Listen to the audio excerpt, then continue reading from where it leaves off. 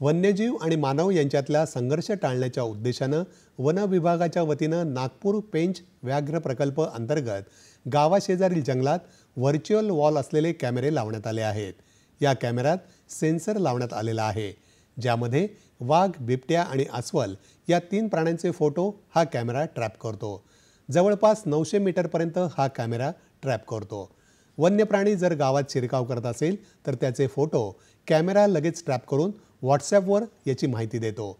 कुठल्या भागात प्राण्यांची हालचाल आहे याची माहिती देखील या कॅमेऱ्याच्या माध्यमातून पोहोचते।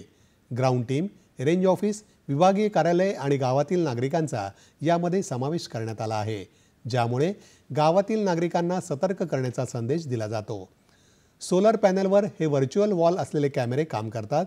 लाईटची सोय असल्यामुळे रात्रीच्या वेळेला देखील हा कॅमेरा काम करतो। एकमेकांसमोर आहेत तिथे आपण ही व्हर्च्युअल वॉल लावतो आणि या व्हर्च्युअल वॉलमध्ये सेन्सर लागलेला आहे वरती आणि सोबत फ्लॅशर आहे।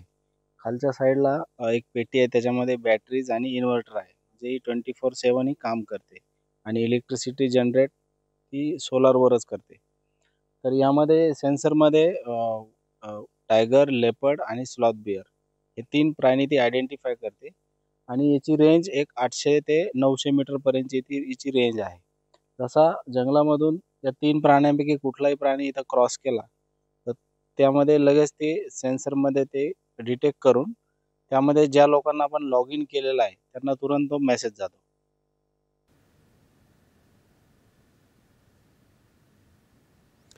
युक्रेनचे राष्ट्राध्यक्ष व्लोदिमीर झेलेन्स्की